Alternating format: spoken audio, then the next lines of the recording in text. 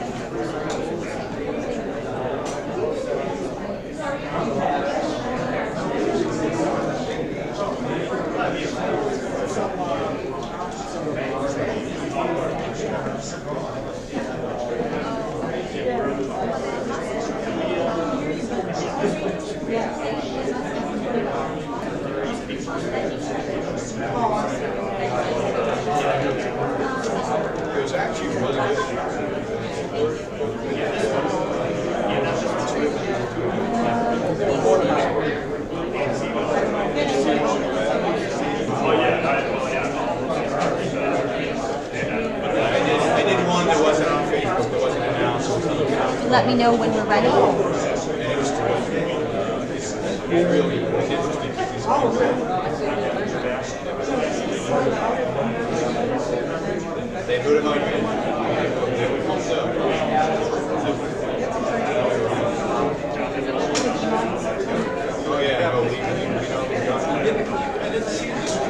Hey, Robert, I just wanted to say hi to you. I'm fine. If you were part of putting this on, you're doing a great job. Thanks. I have the smallest part of everybody. Pardon me? I have the smallest part of everybody. I see. But thank you. Well, good to see you again. And thank you.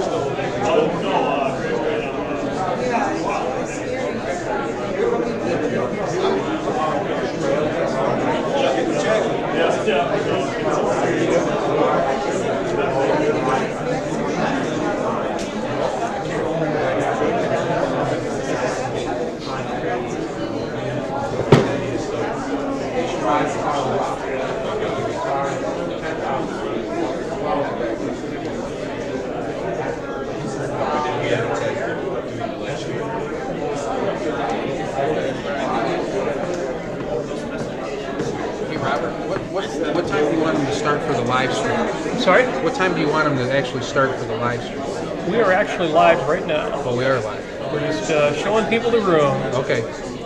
Okay. So, How are you doing? Good to see you, Robert. Look here. Your new style, stile. Oh, thank you. Cutting my hair ever again. And so that's what you get. Let's rock and roll. Amy and I are in a band, so I gotta let it grow out. I'm sorry? Let's rock and roll. Amy and I are in a band, so I gotta let it grow out.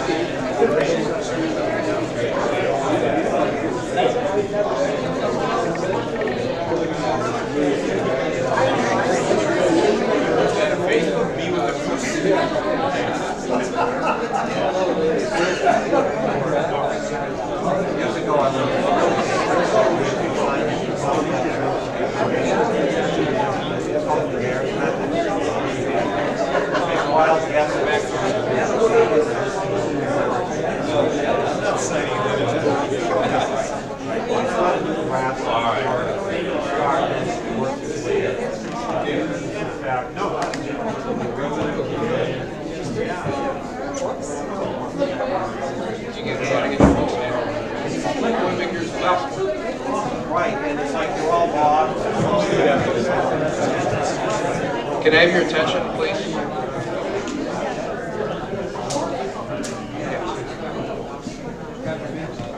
Hi, everyone. I have to say I'm impressed with how many intelligent people we have who chose to skip the presidential debates and join us here tonight. Yaron's been on a little bit of a whirlwind tour. He was in Chicago yesterday, spoke to the Chicago Economic Club. He's been here in Detroit for most of the day-to-day meeting with Detroit business people. I'm a Detroit business person. My name is Steve Thomas, and I'm a sponsor of ARI, proud sponsor.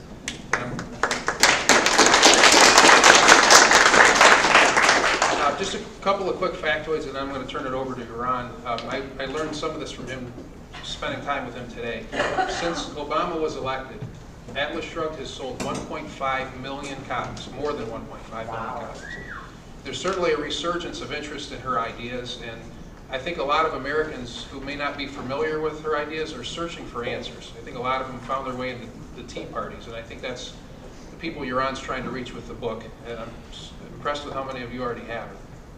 It's a very important book. I think it's very timely, and I think the more that we can get it out to the general public, the better. We're honored today to have Yaron Brook, the Executive Director of the Ayn Rand Institute, as our guest speaker. Yaron.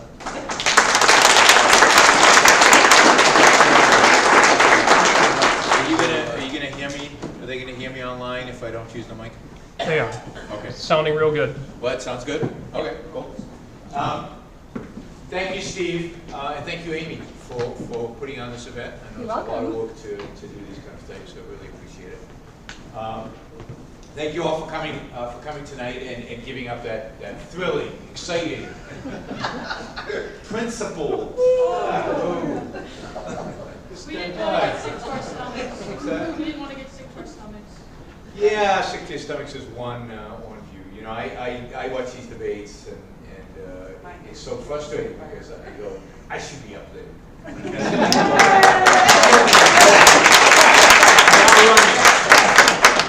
Just to go after the vote.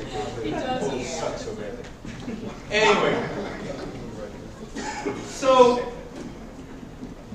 you know, one of the real frustrations for me, I'm sure for many of you, you know, is where we are today as a country and where we are really as a world.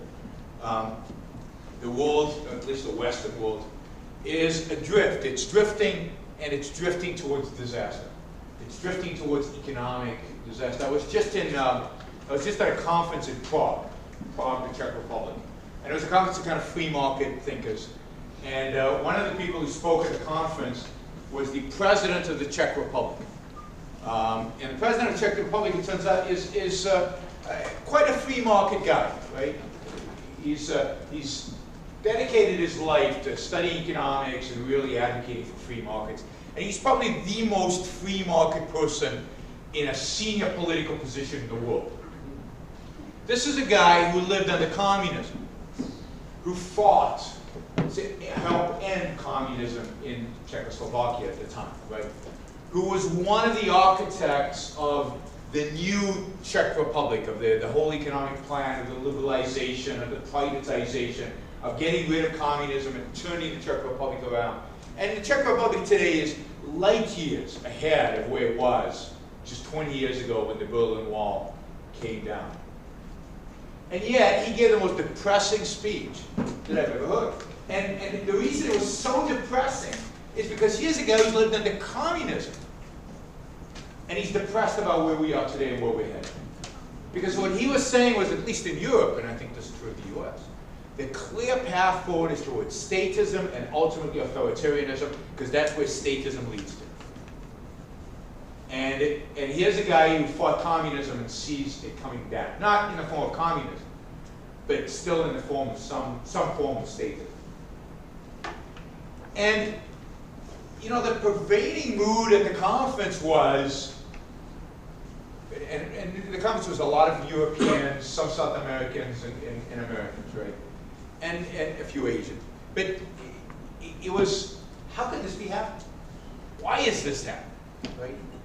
And the reason they are more bewildered probably than anybody else, a lot of them are economists and political scientists, is because they know the facts.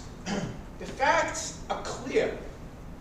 And the fact is that for 200 years we've been running a political economic experiment. We've been testing all kinds of economic models and all kinds of political models and seeing what works and what doesn't work, right? And we've tried communism. Didn't work. We've tried as close to capitalism as one can imagine in the world today. And it worked. We've tried all the various mixtures of the two. And the mixtures don't work, but the more capitalism you allow, the more freedom you allow, the better things are. And the more statism you allow, the worse things are. And we've tried this all over the world. We've tried this in the same country across time. We run experiment after experiment after experiment. And what have we learned from that experiment? That capitalism is no good and statism is what we need to continue to practice. Right? I mean, that's the lesson the world is doing. And the reality fate is right in their face. The fact that capitalism works, the fact that the standard of living goes up when you allow people to be free, is right there in front of them. And yet they choose to ignore it and choose statism in spite of it. And the experiment is in the United States. You know, we're stagnating. Really, we've been stagnating for over 10 years now. If you go back to the 2000.com burst and 9/11, the economy has been stagnating. You just look at the S&P 500, it's flat, right? Which is a measure of economics, of how well the economy's doing. We've done nothing for over 10 years. But generally, even before that, when we grew 3%, a good year was 4%. But in the 19th century, we were going far faster. When you allow for freedom, the economy can grow at a much faster rate. Real incomes in the United States over the last 30 years, up a little bit, but not much. If you count benefits, they're up a little bit. If you don't count benefits, they're flat. But of course, you have to count benefits because it's a form of compensation. During the 19th century, they doubled twice. They doubled twice, real incomes. And they were about to double again before World War I broke out. And the state has started taking over our economy. We know what works. Anybody here been to Hong Kong? Hong Kong's like my favorite example. Hong Kong's a rock in the middle of nowhere with no natural resources. Nothing. Right? It was a fishing village 100 years ago. There was nothing there. Today, it is the most vibrant city you can imagine. New York, you know, it puts to shame even New York. You got skyscrapers, you got, last time I saw 7 million, but it's probably significantly more than 7 million people on this tiny little rock. They're hustling and bustling, building, creating, working. And they came there. Where did they come there from? Well, they came there from all the socialist utopias of Asia. And they swam. They went on rafts. Many, many people died on their way to Hong Kong to try to get there. And Hong Kong offered them no safety net, no Social Security, no Medicare, no welfare, no regulating every little business aspect. You know, in California now you have to get a license to shampoo hair. In Hong Kong you might get an unlicensed hair shampoo. There's no licensing. I mean, there's some, but they're nowhere near it. Right? They're about as close to capitalism have been over the last 50, 60 years as we have seen over the last 50, 60 years. And their per capita GDP is the same as the United States. On this tiny little rock with nothing there. And with a much shorter history than ours to create wealth. We know what works. We know it. It's right there, right in front of us, staring us in the face. Capitalism, free markets, work. If what you care about is increased standard of living, if what you care about is increased health, if what you care about is increased longevity, if what you care about is a good life, then capitalism works. Free markets work. And yet, nobody seems to care. We seem to be drifting on this constant path towards more and more and more state intervention, less and less and less freedom, slower economic growth, socialization of pretty much everything that we have around us. More regulations, more controls, more redistribution of wealth. And it doesn't matter if you're a Republican or Democrat. I mean, look at the last 50 years, 100 years. I mean, it doesn't matter who's president. The graph in terms of economic, in terms of government growth goes like that. Ronald Reagan, right? Probably certainly in terms of what he said, the best president we've had in 50 years, right? Government doubled in size, grew 100% in the 8 years he was there. In terms of government spending. That's the best. Under the 8 years before Ronald Reagan was there, it tripled in size. So he's considered great because he's slow to do great. You know, when he talks about when they say they're cutting government spending, What they really mean is they're going to slow the rate of growth. You know Paul Ryan's radical budget? Radical, right? It's going to balance the budget. Now wait, it's going to balance the budget in 2040. 2040. This is the radicalism, right? In 28 years, we're going to have a balanced budget. Wow, that's brave. You know why they say he cuts trillions of dollars off government spending? Cuts it off projected spending. He cuts it off projected off Obama's budget. So Obama's budget goes like that, his budget goes like this, and that difference is his cutting spending. But in terms of relative to where we are today, his budget increases government spending by 3% on average a year. And that's under very optimistic assumptions. So we're heading in the wrong direction, and all the facts don't matter. You know, I was saying this afternoon, you know, stimulus, stimulating the economy. When the government stimulates the economy, you know, this idea of government spending a huge amount of money to stimulate the economy has been tried over and over and over again for the last, since the Great Depression. It was tried during the Great Depression. It has never, ever, ever worked. Never. In Japan, they've been trying it for the last 20-something years, and nothing has happened. It doesn't stimulate the economy. The economy doesn't grow. And again, this isn't a democratic thing, right? We all remember Obama's stimulus. But we forget that the first stimulus in 2008 was a Bush stimulus. But it was small. It was only $300 billion. Billion dollars, right? And Obama's was $900 billion, so we remember the 900. And of course, Paul Krugman said if only it was 1.5 trillion, then we would do it. So you know what Einstein's definition of insanity is? Trying to do the same thing over and over again and expecting different results. That's stimulus.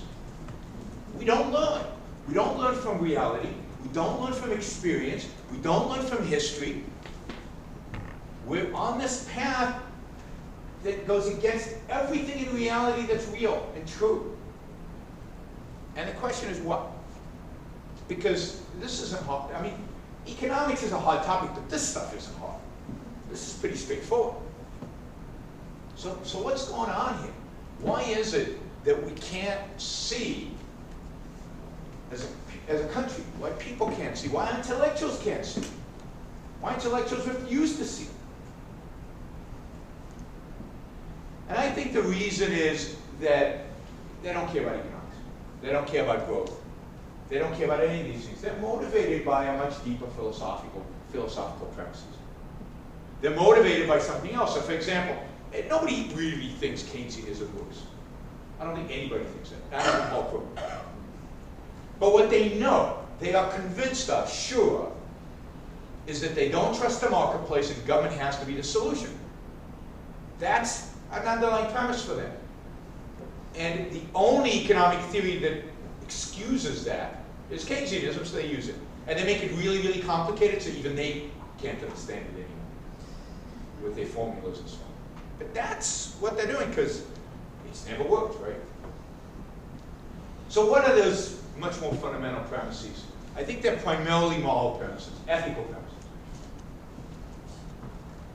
Because there's something, you know, certainly in Europe, but in America as well, there's something in us that resents markets, that resents capitalism, that objects. There's something about capitalism that we find offensive. So that every time there's a crisis, this by the way has been happening for like 2,000 years, every time there's a crisis, we blame free markets. Every time there's a crisis, we blame bankers. Every time there's a crisis, we blame capitalism, we blame freedom. Because there's something about freedom that leads us to think it's corrupt, it's bad, it's no good. What is it about capitalism that's so offensive to us? What's capitalism about? What are free markets about? What do we do in free markets? Individuals pursue their own self-interest. Individuals pursuing their own self-interest. So the businessman is pursuing, when he makes one of these, profit, or fun, or beauty. But it's his interest. Businessman is being self-interested when he's pursuing this, when he's making this. And some of you probably heard this, but you know, when I went to the mall in 2008, you know, as the economy was spiraling out of control, to buy the first iPhone, I did it because I wanted to Stimulate the economy. Stimulate the economy. You should be doing it. I want to stimulate the economy, right? Because that's why you go to the mall. You want to help your fellow man and make sure they all have jobs, right? It has nothing to do with wanting to have a cool product in your hand. No, we go to the mall because we're trying to make our lives better in some way, right? We want to dress nicely, or we want to just get dressed, or we want to buy stuff that we need for our own lives, for our own well-being. The marketplace is a place where people come together in pursuit of their own self-interest. The marketplace is inherently a place of self-interest. And yet, what have we been taught since we were this big about self-interest? Bad. Bad. Bad. What's the essence of morality in our culture? What's the noble, the moral, the good? Help your fellow man. What's that? Help your fellow man. Help your fellow man, but not just help him. Help him until what? Until you bleed, right? I mean, sacrifice. Until you're dead. Well, bleeding is the step towards it. You are your If you're dead, there's nobody left, they can't sacrifice you, so they don't want you quite to die. You know the story about Mother Teresa? The story is that Mother Teresa helped the poor in India. But the interesting fact is that she never encouraged the poor of India, never helped the poor in India to become middle class, to work hard and do better. She wanted them to stay poor. What she did was prevent them from dying. And she helped them stay poor, but just on the verge, right? So they wouldn't die. Why? Because the meek shall inherit the earth. They were virtuous because they were poor. They were virtuous because they were suffering. Their virtue came from their suffering. So you don't want to stop the suffering, you just don't want them to die, because then they stop suffering. There's the answer right there. Now, that morality, what Mother Teresa is an extreme example of it, that morality is incompatible with capitalism. It's incompatible with people pursuing their own self-interest. They're going to the mall. Or building stuff and creating stuff. That morality is much more consistent with statism. With telling you what to do, and how to do it, and when to do it, and for whom to sacrifice, and how much to sacrifice, and just enough so you don't die, because we need you tomorrow. So if we have a moral code that upholds sacrifice, selflessness, never think of yourself, bleed, that's nobility, that's goodness, that's the best. And yet we have these greedy capitalists trying to make money, making a profit. We have consumers going out to buy stuff for themselves. That's not noble. That's not virtuous. That's not good. You can't even make, capitalism is not compatible with morality. And what does that lead us to believe? So it's not just that we're told you have to live for your fellow man and you have to help your fellow man, but what are we told about people who are self-interested? How does their badness manifest itself? What are they going to do? What does self-interest actually mean? They're going to sacrifice one. Yeah, they're going to sacrifice somebody else for them. They're going to lie, steal, and cheat. They're going to take. They're going to steal. They're going to do whatever it takes to get the short-term satisfaction. That's what self-interest is. So they define self-interest as this horrible, horrible thing, which we all, to some extent, it's hard not to buy into, right? If you say that kid is selfish, what are you saying? That's a bad person, because they're going to be a lying, stealing, cheating SOB. And then we say capitalism is people pursuing their self-interest. Capitalism is people pursuing lying, stealing, and cheating, being SOBs. I don't want that kind of system. And when a crisis happens, you go, oh, well, of course, those greedy Wall Street guys, they were just lying, cheating, and stealing. It must be them. Now, true, 20 years from now, economists will look back and say they had nothing to do with it. It was all caused by government. I can tell you why if you ask me in the Q&A. But that doesn't matter. The immediate response is going to be, well, of course, they're lying, cheaters, and stealers. I don't know how many of you remember, some of you are too young to remember, but Sarbanes-Oxley, the big bill, the regulatory bill that was passed in 2002. Well, it came after some scandals of some big corporations like Enron and WorldCom and Tyco and a few others. And here were people who were really, you know, they were crooks. They cheated, they lied, they stole. But the response was, they're all crooks. We just happen to catch these guys. And we need to create an accounting system, a regulatory system that monitors everything that they do, because we know they're crooks, and the only way we'll catch them is if we monitor everybody. You know how many crooks Sarbanes-Oxley caught? 0. Did it prevent, it didn't catch me up, did it prevent the financial crisis? No. It cost the US economy somewhere around, according to some economists, $1.5 trillion for nothing. Oh, for a lot of bad stuff. I was on Bill O'Reilly's show in 2002 while they were debating Sarbanes-Oxley, and Bill wanted to fire every CEO in America. That was the segment I did. I was defending the CEOs, he wanted to fire them. And this is his argument. Remember, Bill's a populist. He puts his finger out into the wind, and whatever way he blows, that's the way Bill goes, right? He's not a conservative, you know, he's not principled about anything. And he wanted to fire every CEO in America, and the question was why? And he said, they're all crooks. They're all crooks. I know they're all crooks. How do you know they're all crooks? Because implicitly they're self-interested, and we know self-interest leads to this behavior, and that's it. It's all over. So of course we don't trust businessmen. Of course we don't trust markets. They're selfish, they don't help others, they like to steal and cheat, and it's our moral obligation to help people. I mean, the whole entitlement state is based on what? It's based on people's needs. Somebody needs something, it's your moral obligation to provide it. That's one side of the coin, right? So need drives all the entitlements. We started with healthcare on this. In the 1960s, there were some poor people who weren't getting healthcare as good as other people, right? They weren't exactly dying in the streets, but they weren't getting as good of a healthcare, so they needed better healthcare. So what do? We created Medicaid.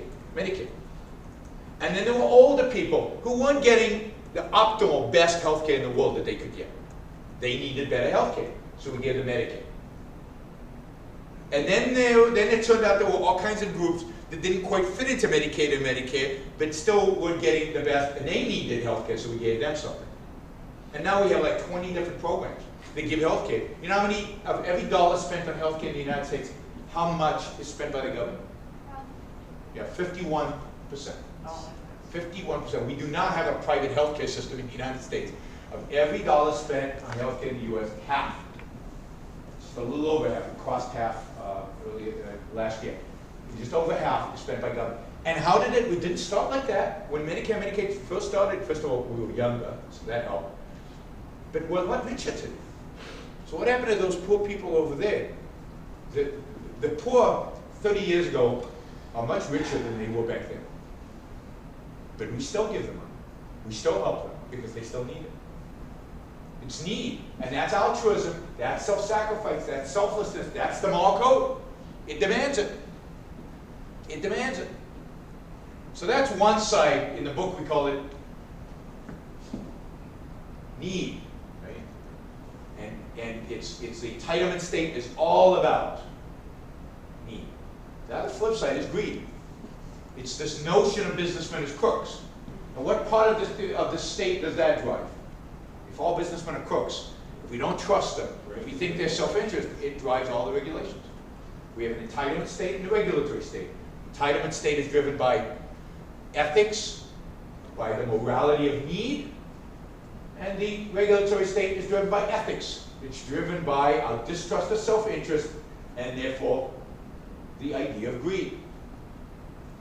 Both of them are explained by people's attitudes towards self-interest, towards morality, towards selflessness, not by economics. You can't explain either of these by economics. There's no economic explanation for Medicare and Medicaid. I mean, the nuttiest programs have been invented. I don't know if you've seen the unfunded liability for Medicare. So when Medicare was first established, they made a 20-year projection. How much do you think they missed the 20-year projection by? The costs. 7 trillion. Well, no, in multiple, because I don't really that all know. Triple. Anybody else? 10. 10. At least. 100. 100? Wow. The government can't estimate these things. They missed it by Who's doing the 100. Yes, estimate? by a factor of 100. It was How 100 many times bigger. now? Not 100%, 1,000. Yes. That's, because they couldn't have passed it if they'd known these numbers, but of course they never give you the real numbers. That's why every government program that they ever tell you it's going to cost X, you should not believe a word they tell you. Never. And it, again, doesn't matter if it's Republicans, doesn't matter if it's Democrats, it's always wrong. And could they have projected that it would go bankrupt? Well, all you have to do is a little demographics.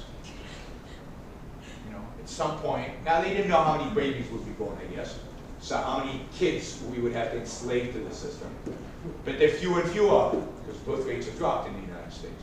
More and more people are retiring, and we will see over the next 30 to 50 years the largest redistribution of wealth in history, from young poor people to rich old people. At least they shouldn't be rich. They've lived a long life. They've been productive, hopefully, and they saved money, right? You would think, why would they? Because the government's going to support them, so they don't. But you would think they would, but the young are certainly poor. And yet they're going to have their money taken away and given to this other generation. On a scale unimagined. And of course on a scale we can't afford. Because Medicare, Medicaid, and Social Security are running unfunded liabilities. These are promises we've made minus the revenue we're projecting. Minus payroll taxes, right?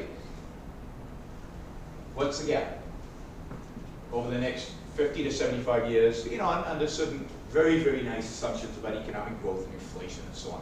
So these are very good to the government, the assumptions we're making. What do you think the number is? Yeah, so it's between 60 to 120 trillion dollars. You can't tax that. The unfunded liabilities of the U.S. federal government, just the federal government, I'm not talking about state governments, I'm not talking about the Chicago, I don't know about Michigan, but Chicago pension plans and the teaching unions.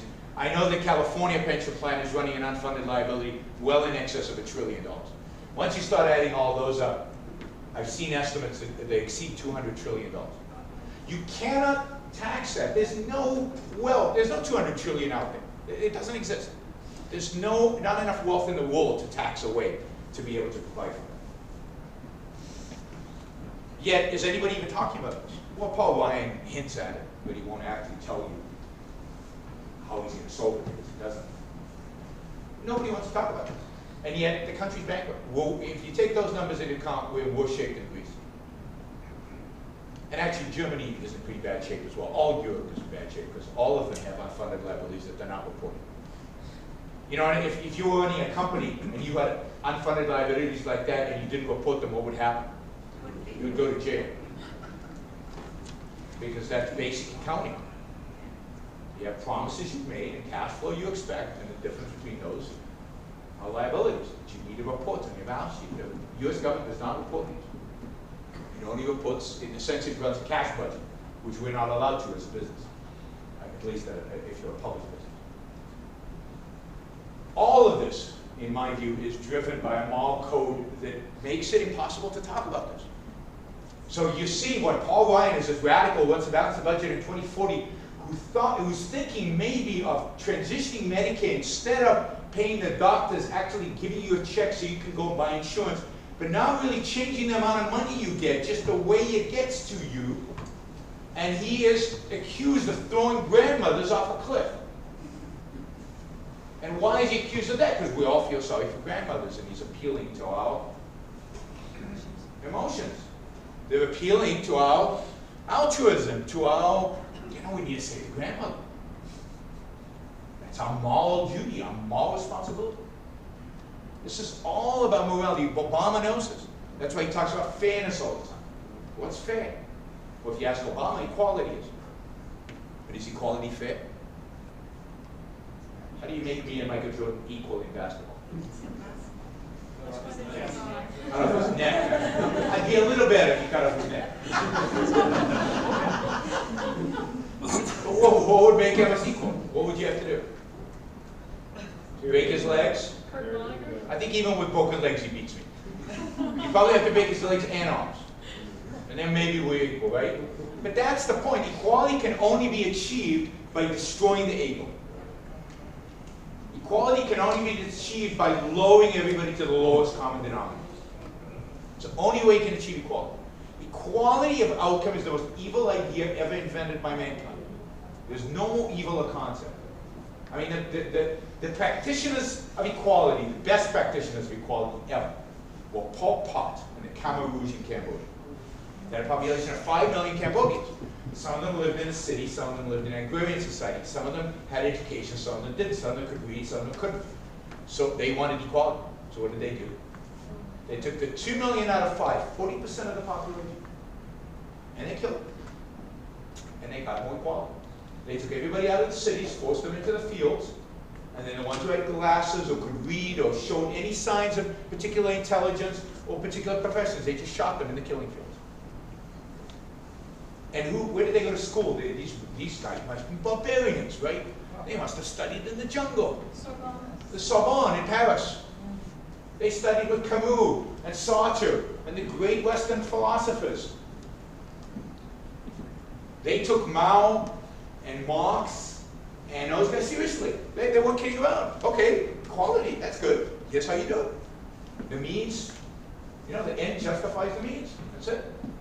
Equality is an evil, evil, evil idea.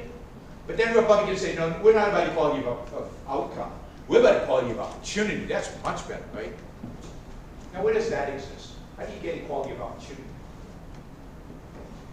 I mean, each one of us was born to a different family, different genes. We know different people. We've got different IQs. We've got different inclinations. We're different. That's one of the nice things about the world, is the fact that we're different. Makes it interesting. How do you create equal opportunities? Well, you take from some, you give to others. You break somebody's hands. There's no difference. There's no such thing as equality of opportunity. It can't happen. We're different. That's essentially. So, but everybody says, but the founding fathers, they talked about equality, right? It's in the Declaration. All men are created equal. What did they mean by equality? Equality before the law. Yeah, equality before the law, equality of rights. They're talking in the context of individual rights.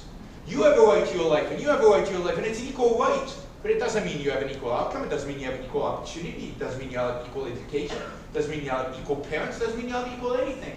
Except that if you both commit a crime, and you come before justice, you get the same sentence. You get treated the same by the law. And the law needs to protect you. More importantly, right? Government is there to protect individual rights. It should protect you equally. It doesn't matter if you're rich or you're poor, you're an aristocrat or you're born a peasant. It treats you the same. Again, the contrast with Europe, where if you're an aristocrat, you got away with murder, literally. So don't buy into the conservatives' idea of equality of opportunity. No such thing. We can't ever have it. The liberals will always see you're failing. We need another program and another program and another program. And again, even the equality of opportunity comes from this need to be selfless, need to sacrifice, because it involves sacrificing some who have opportunities to those who supposedly don't have opportunities. It's all the same argument. It's all wrapped up in the same stuff. So what's the alternative?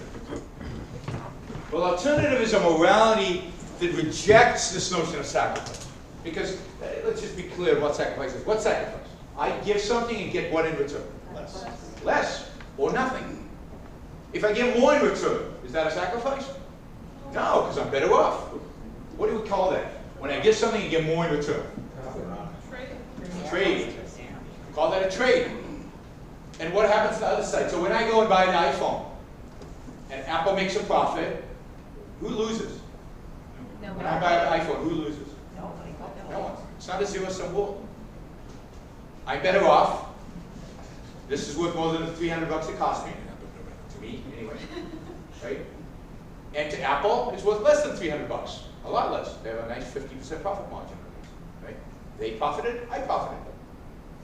My profit happens to be, spiritual, right? The joy and the increased productivity and everything else that I get from this.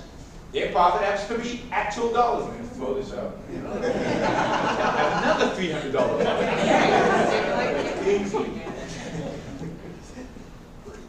Trade is win-win. Sacrifice is lose-win. Now, if you guys have been in business, I'm sure many of you do business, right? What do lose-win transactions usually turn into in the long run? Lose-lose. Lose-lose. If you negotiate with the other side so harshly that they land up losing and you land up winning, that relationship is sour forever, and you're going to lose because if you value them, right? Lose, you don't want losses. Why have losses? Life is about wins. Life is about addition. It's about more, not about less. So Rand rejects the notion of sacrifice. She asks, what is the purpose of morality? Why do we have ethics? And her answer is that ethics is there to provide us with a code of values for what? For life. And that means a code of values to make your life the best life that it can be. To live, to flourish. To use Aristotle's term, flourishing. We want to live life to the fullest. We want to live a happy life. So ethics is about the science of figuring out what's good for each one of us. What's right? What'll make us happy? What'll make us successful? What'll allow us to flourish? And there's some principles. If you study this and you look at mankind and you look at what works and what doesn't work, and there's certain things that work. What are all the values that we have? Everything that we have today. Materially, but not just materially, spiritually as well. Where does it come from? I like to ask people to look at their neighbor. Look at your neighbor. Pretty pathetic animal. Weak, slow, no fangs, no claws. You put yourself in the middle of nature, and the saber-tooth tiger has you every time. You're done. I mean, just from the physicality of human beings, we cannot survive in nature. We can't. We don't have an instinct to grow food. We can find a cave, but the bear is there already, and he's bigger and stronger than us. So we're going to have to figure out a solution that's different. So for human beings to survive, what do they have to do? They use their brain. They have to think. They have to engage. So what's the most important value that we have? Because everything comes from thinking. There's not. Nobody has an instinct to build a building. Yeah, we can go to the river and scoop up the water and drink it. But we can't create canals without figuring it out. We can't have bottled water without figuring it out. We can't have taps, running water. All that requires rational thinking. It requires reason. It requires using the mind. So if you want life, then what is that going to require? It's going to require you to think. It's going to require you to use your mind. It's going to require you to use reason, to be rational. So Rand believes in rational self-interest. The morality is about rational self-interest. It's about pursuing your self-interest by being rational. And what that means for each one of us in terms of what profession we choose or what kind of iPhones we want or what kind of clothes that's an individual choice. But the mechanism, the means by which we choose it is the same if it's going to be moral. And that is by using our minds, by reasoning, by thinking, by rationally figuring out stuff. That's how every good thing happens. So she is an advocate of life, of happiness, of thinking. Now, what is the enemy of thought? What is the one thing that can stop you from thinking? You want to think, you want to act on your thoughts, but you can't. Why? Fear. Force, coercion. Fear of something real, right? Of somebody with a gun in your back. You can't think with a gun in your back. You do what you're told. If somebody tells you 2 + 2 = 5, or you're dead, can you do engineering? That's No. fine. I assure you. 2 + 2 is If you're dead, unless you're dead. Lying in that case is a moral action. yes, but you can't think. You can't do engineering. No. You can't do science. No. You can't do anything because it's a falsehood. It's a lie. So coercion is the one thing that that interrupts our ability to live. It's the one thing that interrupts our ability to think, to pursue values, to be rational. And therefore, it's the one thing that needs to be excluded from human relationships. And that's the role of government, according to Rand. If you hold this morality of rational self-interest, people pursuing their lives rationally by using their minds, the one thing they don't want in their way is somebody with a gun pointing at them, trying to force them to do something they don't want. So the only reason to establish government is to extract coercion out of society, to catch the crooks and the criminals and the bad guys, and to leave us alone to do what? To pursue our lives. We might be successful. We might not be successful. We might do stupid stuff. We might do stuff that everybody in the room knows is stupid, but it's our lives. We have the choice. We have the right to do it. So Rand argues that no, need is not a claim on you. Somebody else's need doesn't turn you into a slave. Your life is yours, not theirs. But think about, you know, somebody today over lunch said, what about the argument that a doctor, he's a doctor, if somebody is in front of him and they're hurting, he has to treat them when he gets paid or not. Well, but what does that turn the doctor into in his relationship with this person? He's their slave. He has to do work for them without expectation of anything in return. That can't be right.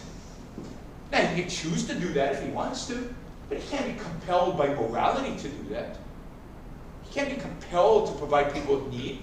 Well, that's a doctor. What about any of you? I mean, there are children dying right now of hunger in Africa, and you're sitting here sipping coffee and living a good life.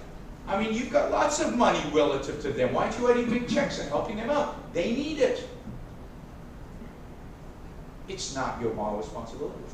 You can choose to do it, but it certainly ain't a necessity of morality. It's not an obligation to help people who are needy.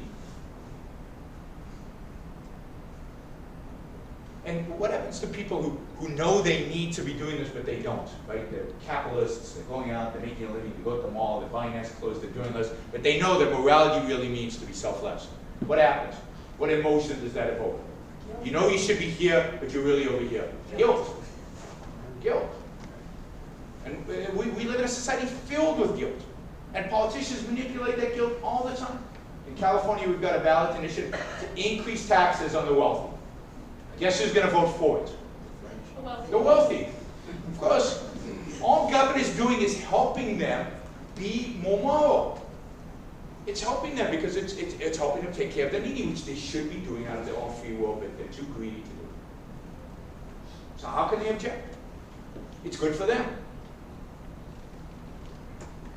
So the argument for need is a completely bogus argument, because morality is not about the other. Morality is not about sacrifice. Morality is about you, about figuring out what your values are, about figuring out what will make your life the best life it can be. And if, as part of that, you think that helping somebody is important, great. But it has to be within the context of your life and what's good for you. What about the argument for greed? Well, it's self-interest about lying, stealing, and cheating. If it's rational self-interest, if it's about human flourishing, then does lying really make you better off? I assume some of you have lied before. Some of you maybe. It doesn't work. It actually sucks, right? It's really bad. It makes your life complicated. It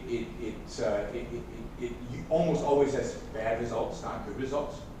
Lying just as a strategy doesn't work. Why? Because if rationality is the way we get our values, what does rationality demand? What does reason demand? Facts, truth. You know, there's a term in computers, I think, garbage in, garbage out. It's the same with the mind.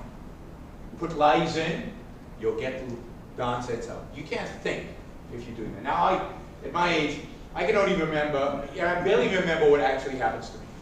I really can't. I mean, you might ask me what happened yesterday or the day before. I have to struggle to figure it out. Now, imagine I'd lie about it. I have to remember two things.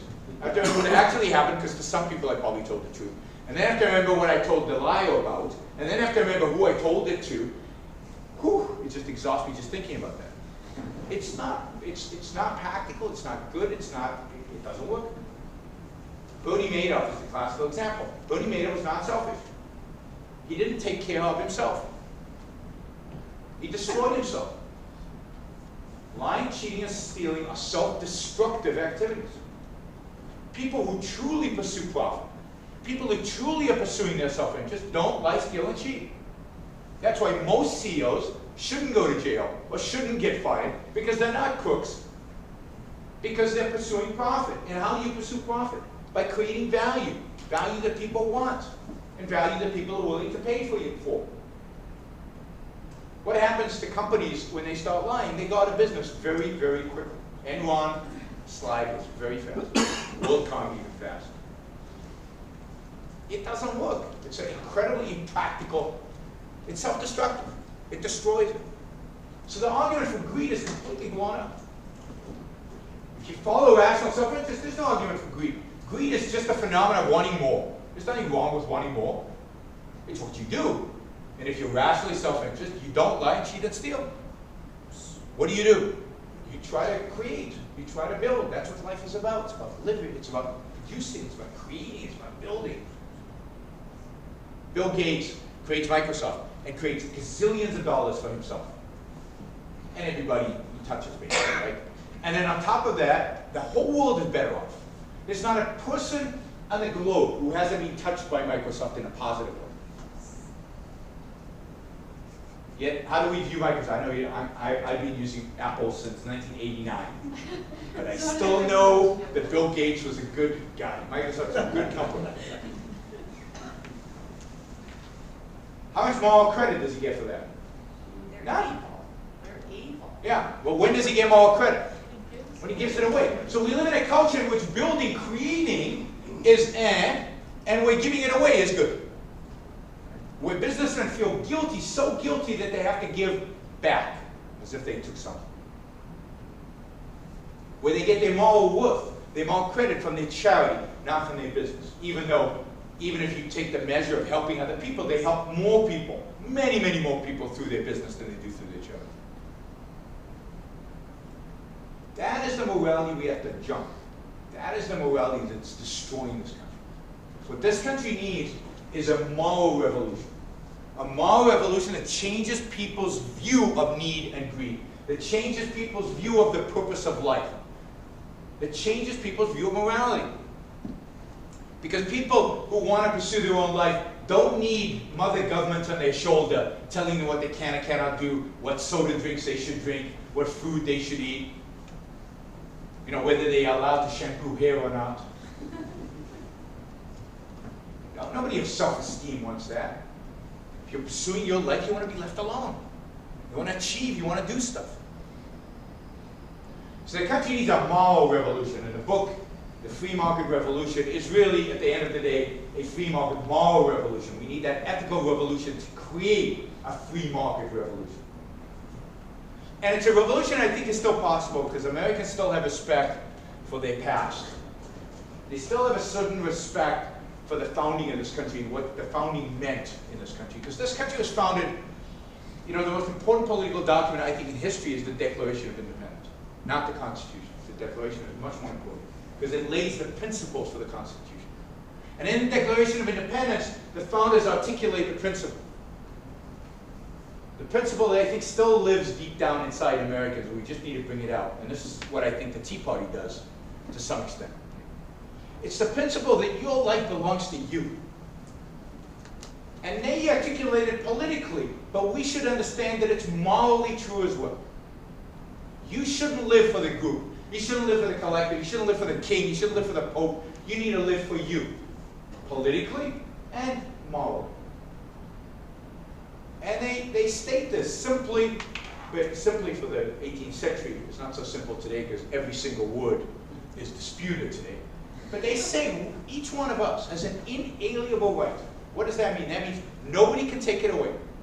Even if 99.9% of the people want to take it away, they can't. Not democracy. This is about inalienable. Cannot take part of your nature. So you have a right to what?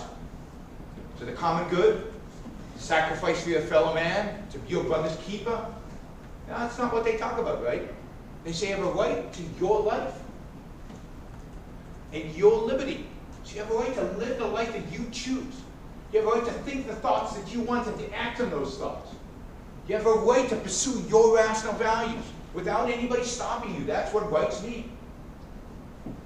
And in the most self-interested political statement in human history, you have a right, an inalienable right that nobody can take away from you, to pursue your own happiness.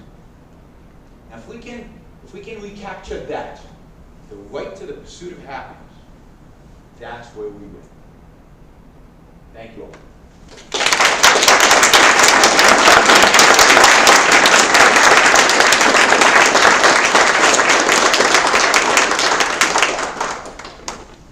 How would you address these two groups? On the one side, you have a very intelligent, rational atheists who happen to be screaming liberals. On the other side, you've got Glenn Beck, Rush Limbaugh, who are conservatives, religious. You are your brother's keeper. At the same time, they talk about rational self-interest and free markets and all that. So here you have these two groups that should be for the founding fathers and everything else. How would you argue for each group to convince them your argument? Well, I mean, I think if you take the kind of and you're making a big assumption with the left that they're pro-reason, right? Because if they're not pro-reason, then you've got nothing to talk about, right? So you have to have that comment. So they're against religion, but they're pro-reason.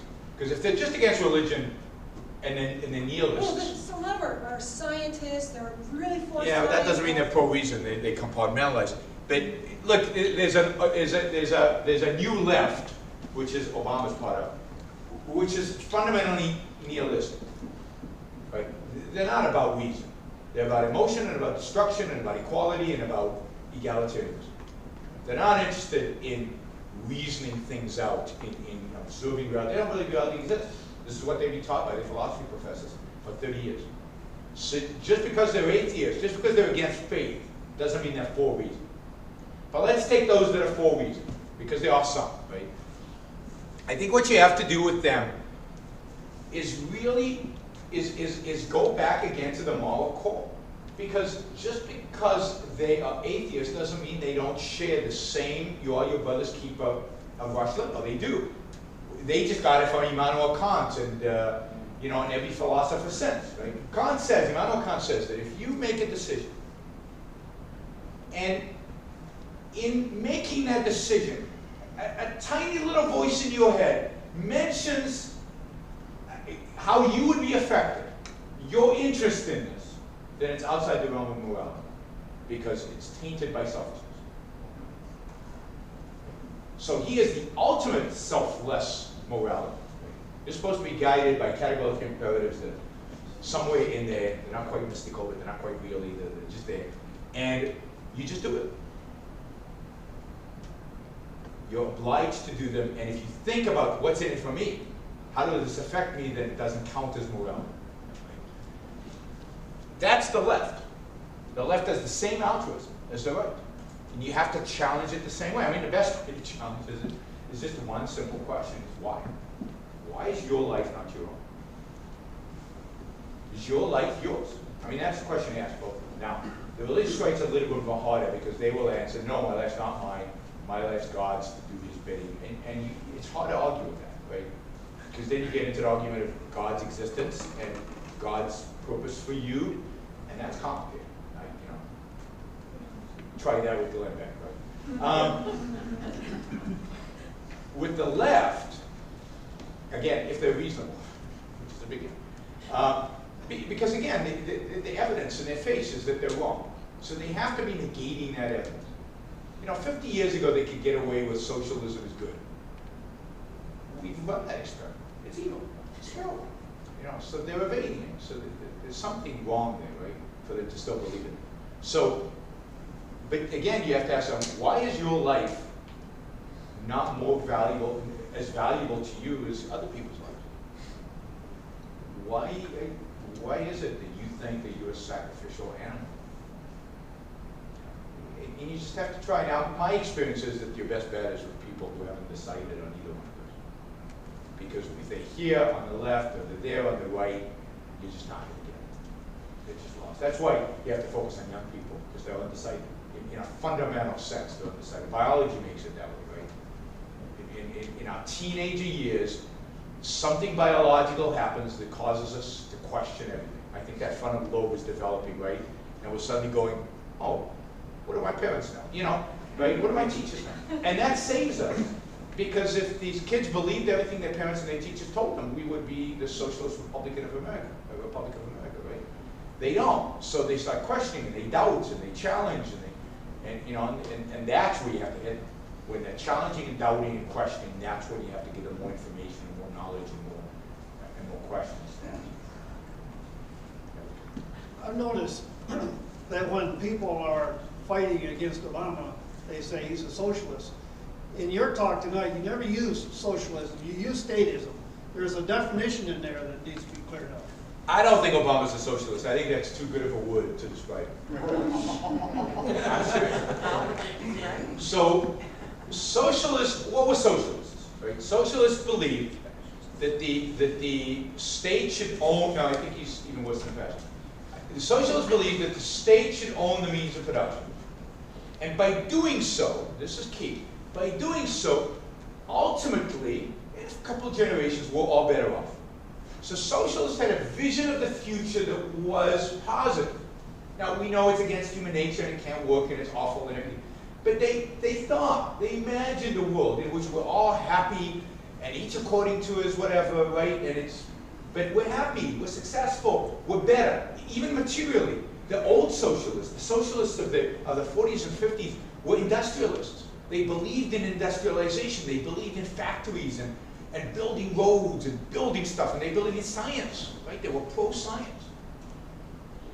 Socialism went away in the 60s in the United States with the rise of the New Left. And Rand talks about this at the time. She's writing in the 60s, and she says, the old left is dead, and what you have is the new left. The new left doesn't care about human beings. It doesn't care about you being happy. It doesn't care about industrialization. It wants to destroy industrialization, right? The environmentalist movement. It wants to destroy human progress. What the new left wants is destruction. She calls it the worship of zero. They're nihilistic. Nihilistic, you know, where the word nihil is zero, right? Nihilism is the worship of zero. They're nihilistic. They're all about, and this is the equality. So Obama wants, what Obama wants in healthcare is equality. He knows, I'm sure he knows, that means that everybody will get worse healthcare. And he's okay with it. Because it's evil. He's the Khmer Rouge, just not quite as radical. But it is. This is egalitarianism. This is John Rawls. John Rawls, you know, is the guy who brought this philosophy, core philosophy, to Harvard and to American. I mean, when you talk to, when you hear Bill Gates and Warren Buffett talk about higher taxes, they want to be taxed higher. They talk about we're just lucky. If you heard Warren Buffett say he's just lucky, that's all John Rawls. That's all egalitarianism. That's all philosophy. These guys are incredibly intelligent, and they bought into these ideas. Obama is not a socialist in a sense that he doesn't believe in this class. You know, he's not a pure Marxist. He is an egalitarian. He's a nihilist. He wants equality by any means. That's my view.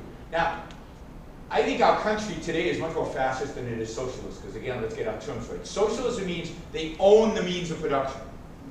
Notice that even when the U.S. takes over a company like GM, kind of takes it over, right? It bails it out. It makes a huge effort not to appear as if it owns it. Because Americans will never buy into socialism. Socialism, we're just not going to do it.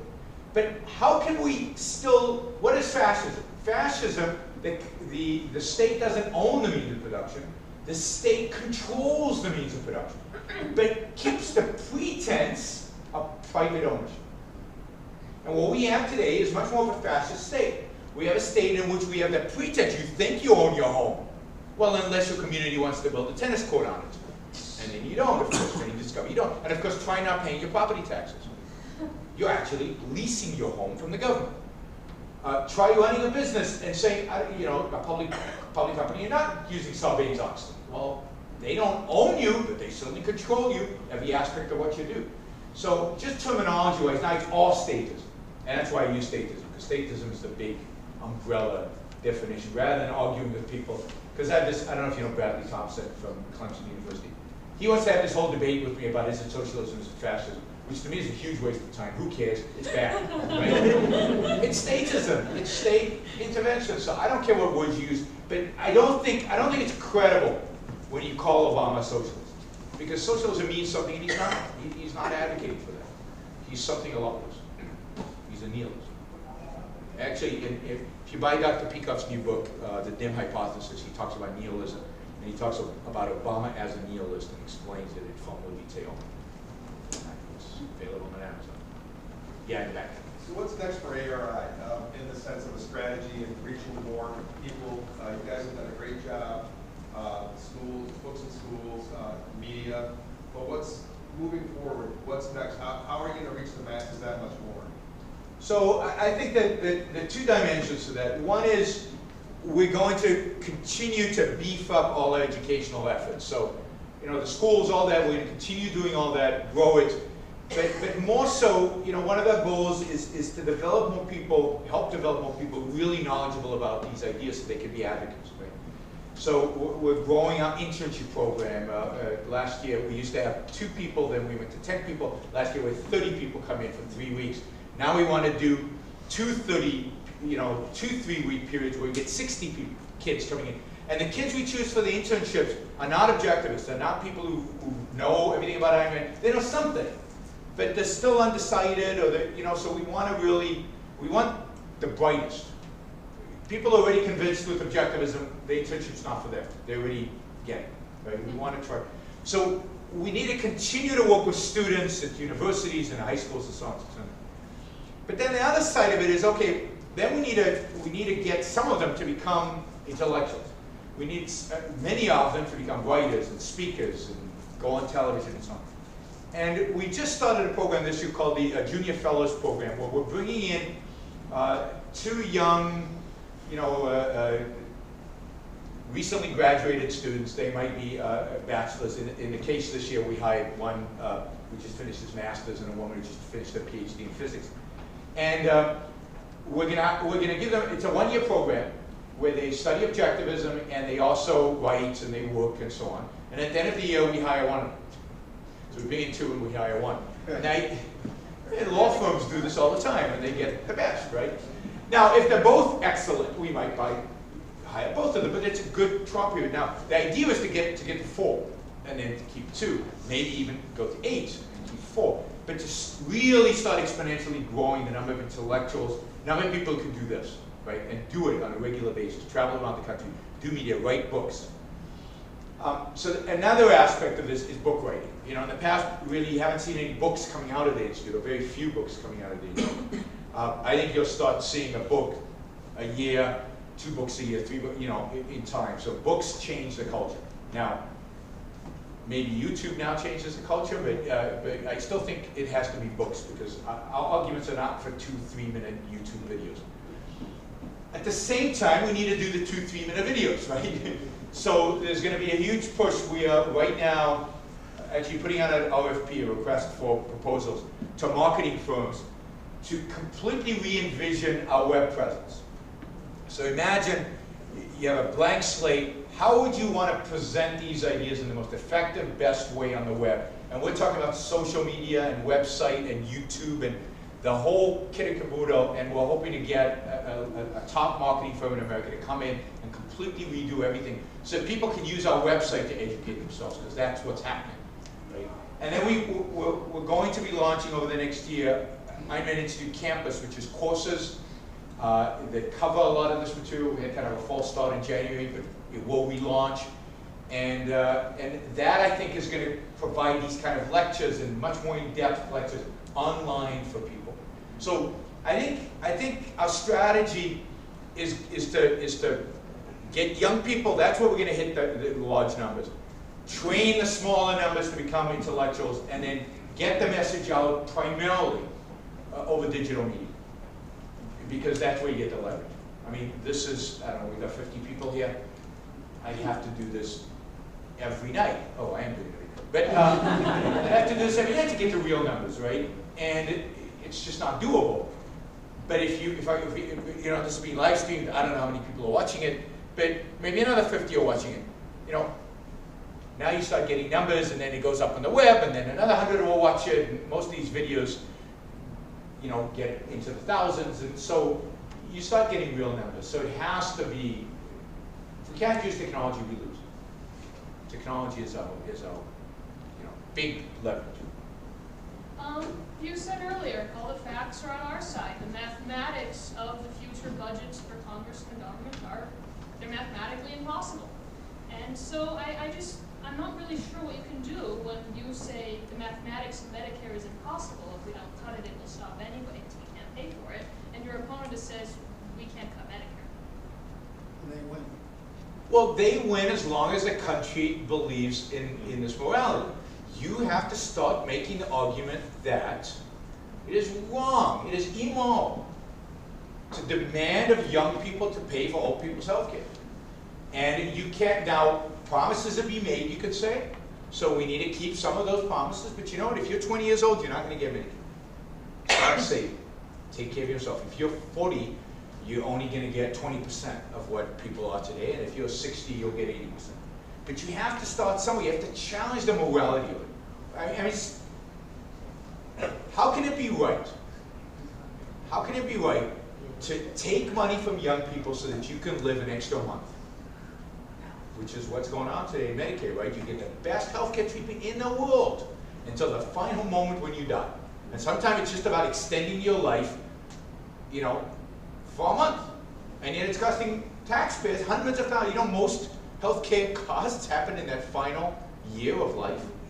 That's when you spend a really, really big buck. How can that be moral? How can it be moral to take from some people who are still struggling to live and they've got 60 years in front of them, take money from them so that you can live a little bit more? Well, they just put death penalty.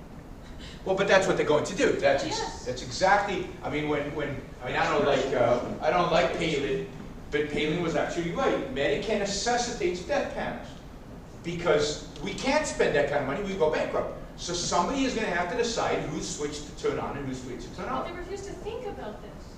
Yeah, but you have to force them to think of it. And unless you are willing to give them, see, the facts are out there. They're kind of floating. But people are looking that way when the facts are over here. And you need to turn their head or take the facts and put it in front of their face.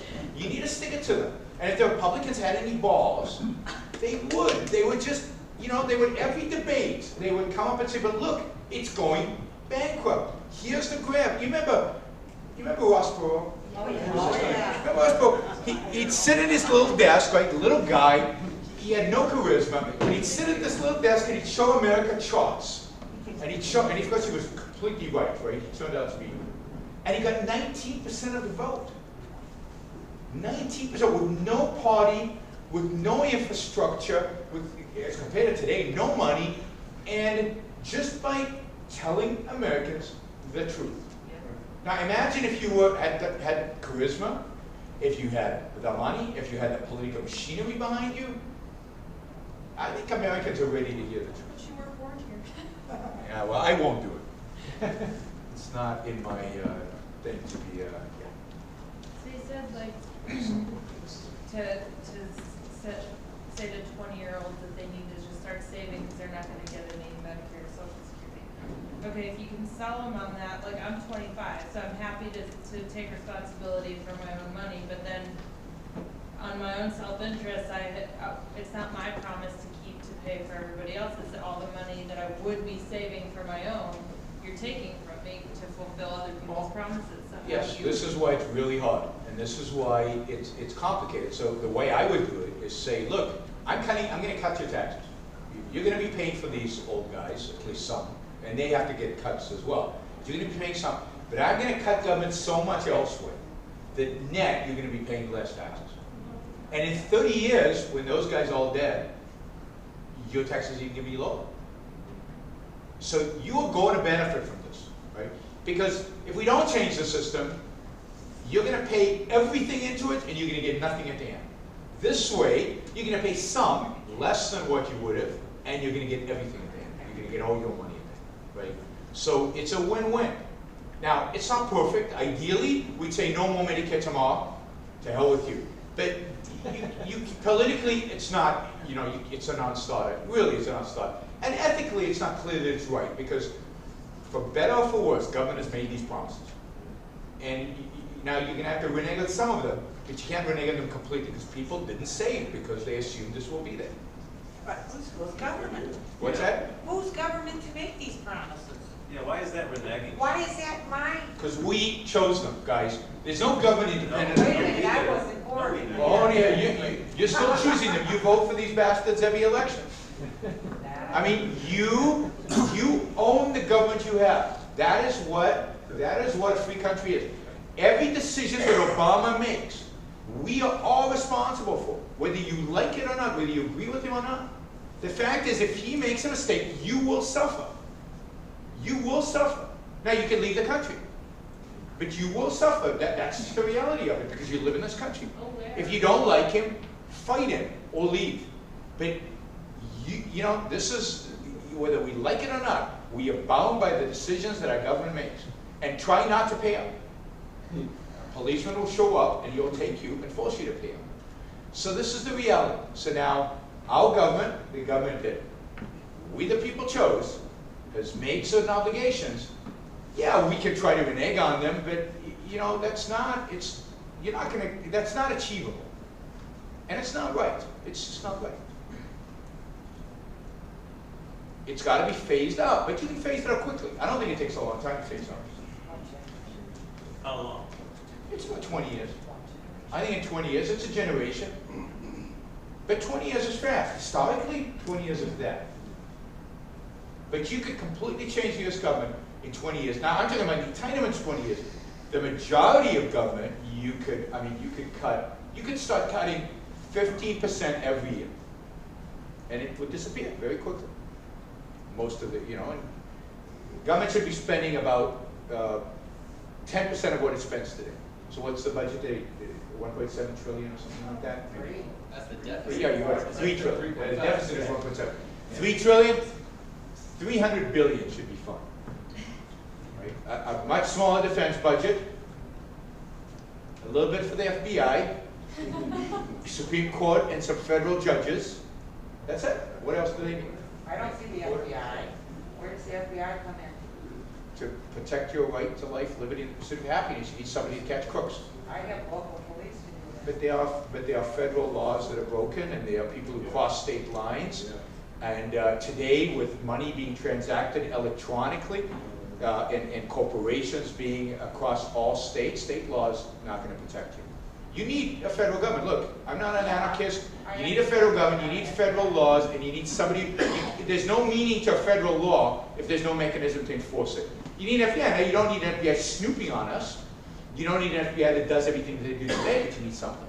So call it something else. Call it a federal police force. But you need something like that. But that's it. That's $300 billion you're probably fine. Maybe a little bit more if you're in a war.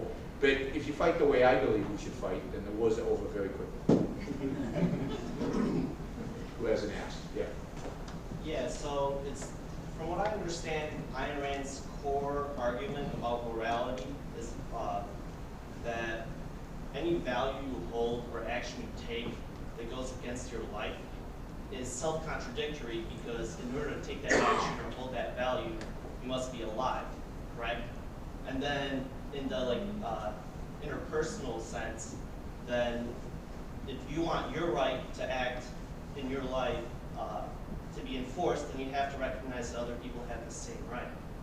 That's part of the argument, but it's also true that violating somebody else's rights goes against your self-interest. Yeah, but it seems to me like in a lot of these talks, or even in some books by let's say top objectivists, they don't flesh out this argument, which seems to take a minute or two. And I mean, for me, as a former philosophy major, just that very small kernel of logical truth goes a long way to proving the entire ethical system. So why don't people say it more? So you're asking me why I don't say it? Yeah, it's a criticism with love. No, that's fine. Because I think it's a very complicated argument. You just threw it out in a sentence, and you're a philosophy major, so you know it, and I know exactly what you're talking about, and maybe a few people here got it. but most people don't get it. To really flesh that out requires a lot more than what you just said. And if you want that, what we do in this book is say, if you want that argument, then there's a virtue of selfishness where she makes it, and there's opal where Lenin makes it. But my worry is if I do that, I get bogged down. And I get bogged down in the mind. Look, I have a certain theory of pedagogy, right? Learning doesn't happen in this, you're not learning anything right now. To learn, you need to actually sit down and think. Not listen to somebody. What I can do is stimulate. What I can do is cause you to be curious. What I can do is challenge you. Is, maybe say something that provokes a new avenue of thought. But then you're going to have to go home. That's where the learning happens. Learning happens when you read. Learning happens. So my intention is to point you in the right direction, not to give you the complete argument. Because, then I'll get bogged down in that detail. Because I think it's a complicated detail. Okay? Again, you stated very elegantly. That's great. But again, you're a philosophy major. And if I were given this talk to philosophy majors, I wouldn't do that. You could do a whole lecture just on the Azad dichotomy, right? And that would be a great lecture, and it would be an important lecture. But to really deal with it, you need a lecture. So that's why. So I'd rather say, in the flow of reading this, you guys, the book is written for a tea party, somebody from the tea parties. I'm not going to get you bogged down in complicated philosophy concepts, but if you're curious, here's where you can find it. That's the strategy. I hope it's good. I hope it's good enough. You might be right. It's got to be good. To win, it has to be better than pretty. I agree with this idea that we do got to challenge the morality, and we've talked about it at a very macro level. About these companies, the Buffetts and the Gates, taking their money, giving it to charity, and all that, and the fact that people accept this in the culture. My question more on a microscopic level, in challenging people, and I guess that's where it's got to be with individuals, is I see this all the time at every company I've worked with, worked for, is that they always ask me and all the employees to get involved in these type of things, and then the moment that you don't, you're the office bad guy because you're not giving to the canned food drive or the home Habitat for Humanity, and I can't present them with a 5-page dissertation on why I challenge these ideas. I don't have a half an hour to orate in front. What would you advise as a quick way to say, no, I'm not participating, this is why, without, This is not a cause I believe in. It's not a cause I believe in, and I've got other causes that I'd rather give my money to. And you have to make it clear that you are not, I think it's important to stand up to people and say, I don't feel like I'm obliged to do this. This is not something I believe in, I'm not going to give it to you. Now, some causes you might say they're okay. I don't know, cancer fund or children's fund, I don't know. But you have to be able to say, this I don't believe in, I don't think, it's not consistent with my values, and I'm not going to do it. If you want to know why, I can tell you. I'm a selfish bastard. Well, but you are. But that's the reality. We are selfish bastards. And let's be proud of that fact. And you say, say to them, yeah, it's my life, it's my money, I get to choose how to use it, and I don't appreciate the social pressure that you're implying that I have to do what you think I should do. I can make my own decisions about this. That's a great answer. And you're not anti-charity. This is a cause I don't believe in, and I don't believe I should be forced or pressured into participating in something I don't believe in. It can be a condition of employment. I worked at General Motors as an engineer. And you have to do it. And they would take you into a personal interview and say, from my superiors, I am required. So you got to do it. And you got to do it. You got to do what you got to do. We live in a rotten world, and sometimes you have to do rotten things in order to survive in it. So you do it. Absolutely. You pretend, and then you work underground. Yeah. You've spoken eloquently about statism and its effects on our personal liberties and the snowball effect of the economy. One area of interest for me is foreign policy. And I want to kind of change gears and just kind of get your opinion on this. We have the Middle East and the Islamic world on fire right now. And the dialogue or the narrative that we're now hearing from the right is starting to trouble me. Because you're starting to hear now that the dictator we knew was better for those people than the Islamists that we don't know. Just from an objectivist point of view, is the dictator you know better for those people than the Islamists we don't know? I think from an objectivist perspective, who cares? Okay. From an objectivist perspective, who is a threat to me? And my perspective is Mubarak was never a threat to the United States. The Muslim Brotherhood is a threat to the United States. I don't care about the Egyptians. The Egyptians, that's their problem. I mean, it's reality. I mean, they need to choose their own leaders. But if those leaders threaten me, it's my problem. So, Mubarak wasn't a threat to me. You know, Egyptian problem, we shouldn't give him a dime. We should have never supported him. We should have never given him money. We should have never helped him stay in power. That's all a sin of our old foreign policy. But now that the Muslim Brotherhood comes around, who is our sworn enemy, the fountainhead of Al-Qaeda, the people who, who pray for the destruction of the United States every fight. We still give them $3 billion of aid. We're still selling them weapons. We're still pretending they're our best friends. I mean, that is just you got to stop it now. I would shut down every single embassy in every single country that is ruled by Islamists. I would, people want us to intervene in Syria. Why? What's going on in Syria, I mean, it's sad, but it's also the best thing that could happen for the United States. Both sides are busy. They're killing each other. We don't need to intervene. I mean, the best thing for the U.S. is that it's never resolved. Maybe they split the country into two. Maybe they keep fighting. I don't know. But if the opposition in Syria wins, we're in deep trouble because they're Islamists and they'll have chemical weapons on a scale you guys can't imagine. I mean, there's huge quantities of chemical weapons in Syria. I was in the Israeli military in '79, and we were training, with gas masks and everything because we knew what they had. They have much more today, and the rumor is they have. I mean, there's good evidence they have biological weapons as well. That falls into Islamist. That's not good. What's his name? Assad staying in power. That's not good, right? So good. Let them fight it out. My whole view of foreign policy is very simple. It's a very simple problem. If you leave us alone, we'll leave you alone. But I mean leave us alone. Don't steal our oil. Don't, pirates, right? We're pirates today. I mean, we have a foreign policy. Is there anybody thinking in this country? Pirates? I mean, what did Thomas Jefferson do in this 18th century, early 19th century about pirates? It took them weeks to get there. It was like on the other side of the planet. There was no supply lines. He sent the Marines to kill the pirates, and he did. He destroyed the Barbary pirates in the Mediterranean because they were disrupting our shipping routes. We today, with the bombs that we have, can't stop a bunch of Somalis from taking our boats.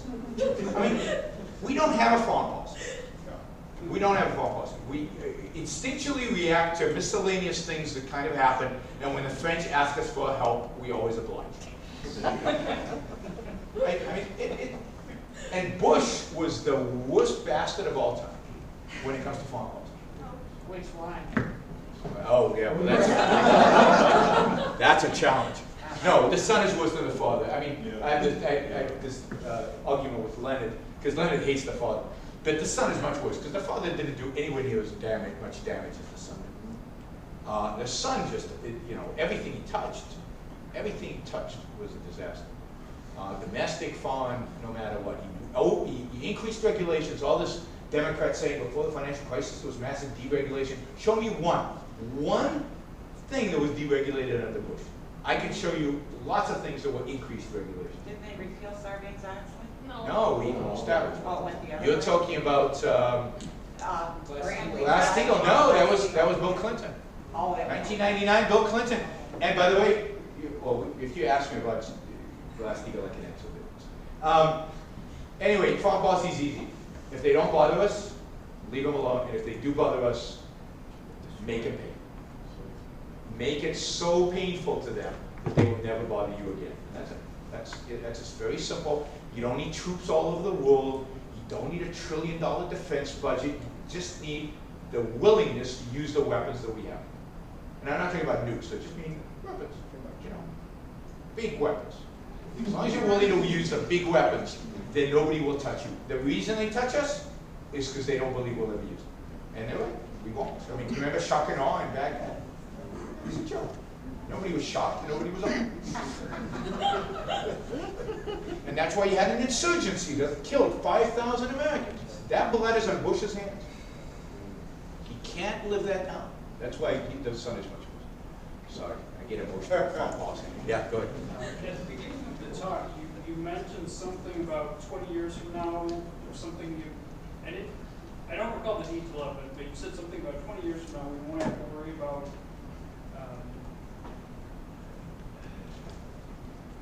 do you recall what that was? Something right blank. Cutting the budget 15% every year. Yeah, I'm not sure. You know, I can think of a lot of things that 20 years from now you won't have to worry about. The growth of the regulatory welfare state and objectivist strategy for dealing with it. I think you're saying phasing out the entitlements. Yeah, it would take 20 years, but that was in the Q&A. That was in the beginning of the talk. At the beginning of the lecture, you said asking the Q&A, and I don't recall the details. I don't remember, but you know. You said ask any economist 20 years from now what the explanation for 2008 is. Yes. So I believe that in 20 years, almost all economists will agree that the financial crisis was caused by government. Just like most economists today agree that the Great Depression was caused by government and the Federal Reserve. But at the time, almost everybody thought it was caused by Wall Street and greed and the same thing they claim today. But looking back, most of them realized it was the Fed and it was government.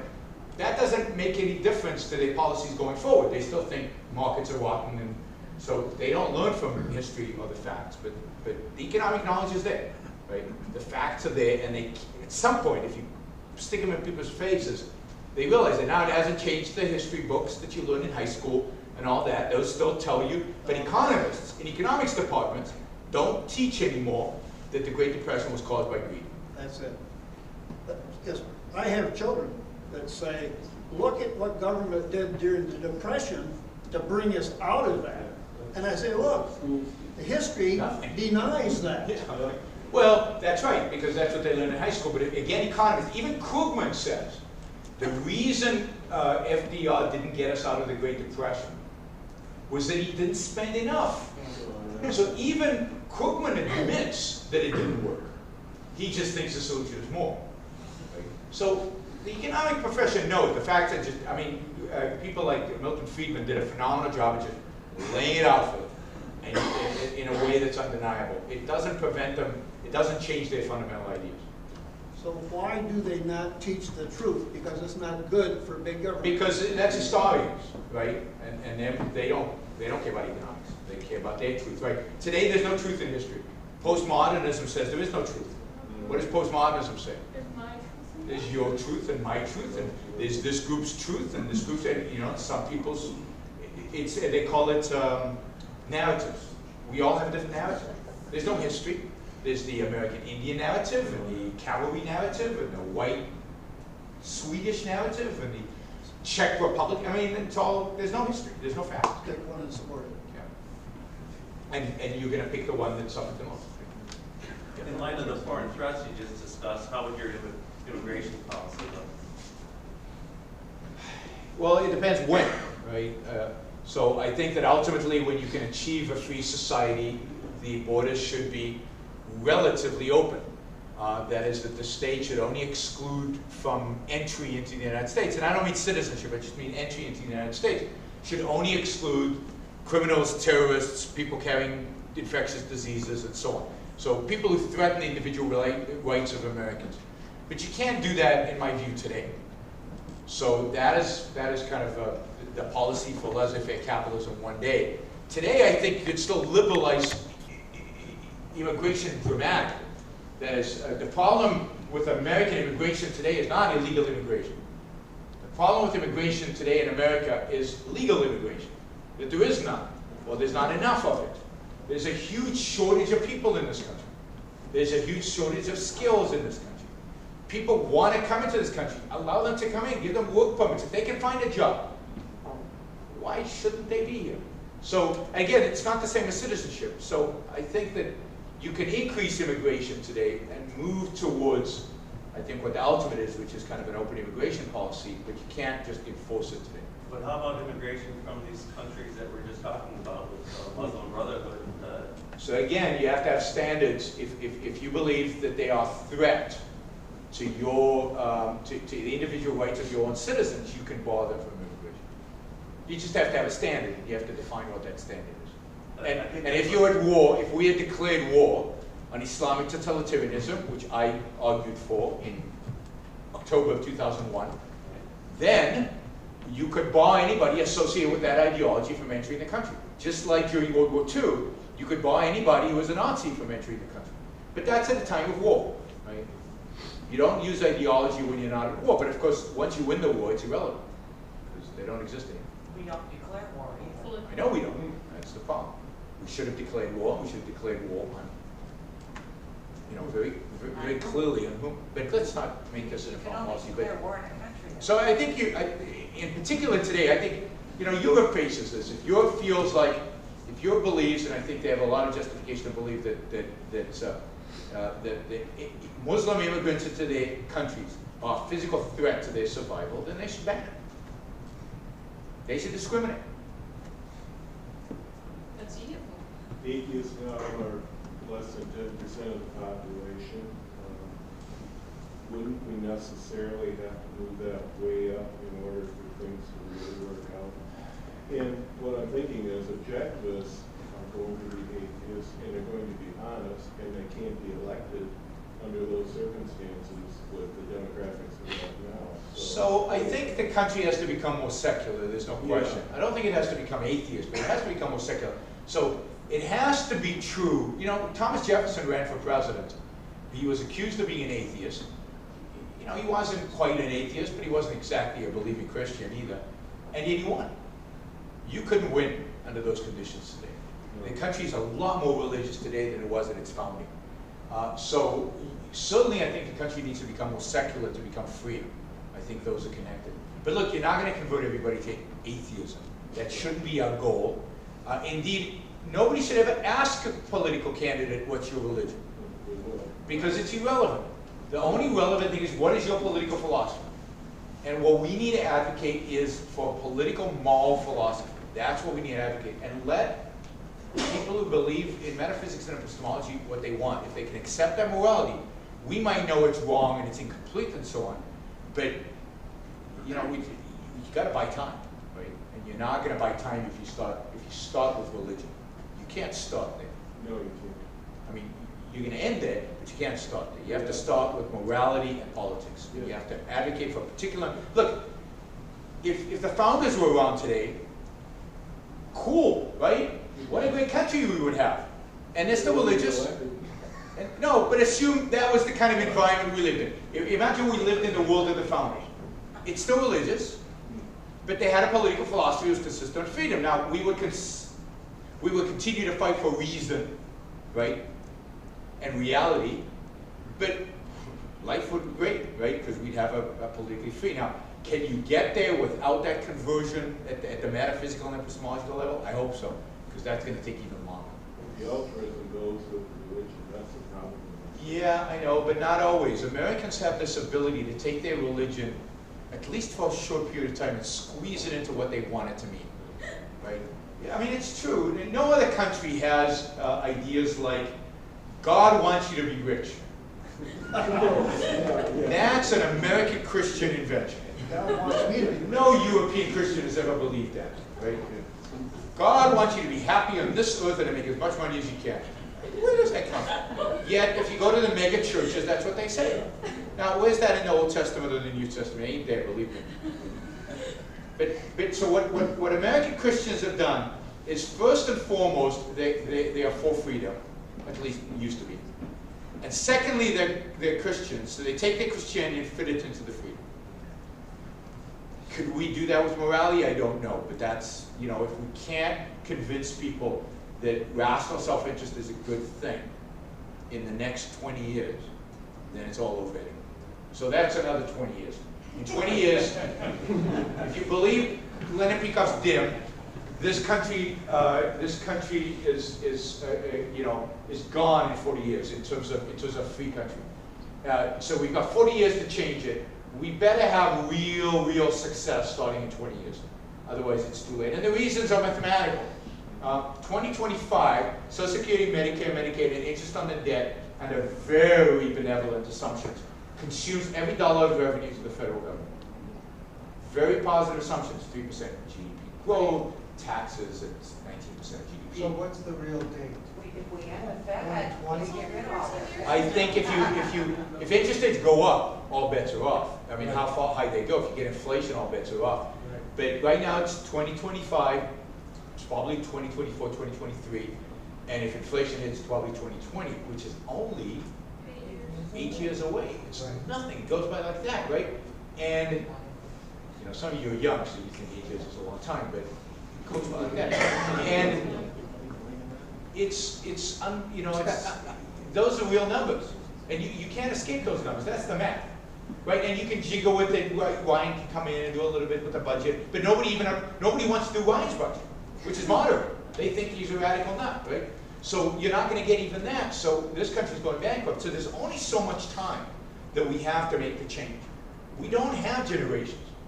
We have one, maybe two, to make, and I'm not talking about turning the country into a laissez-faire paradise. I'm talking about, turning it around. You guys hear my waterfall metaphor? Analogy? Is it an analogy? So we're all on a raft, right? We're on a raft, on a river, heading towards a waterfall, right? It's a big one. And there are 300 million people on this raft, sitting on the raft, and the river's taking them down. They've all got paddles. And they're all rowing towards the water. That's America today. Now you could argue the Democrats have big paddles and Republicans have little paddles. So some are rowing slower and some are rowing faster, but they're all rowing in the same direction. It doesn't matter. What I mean is in the next 20 years, we have to turn that thing around and start paddling in that direction. And ideally, we'd find a motor and put it at the end to zoom us up. And that motor, by the way, is philosophy. It's ideas. There is such a motor.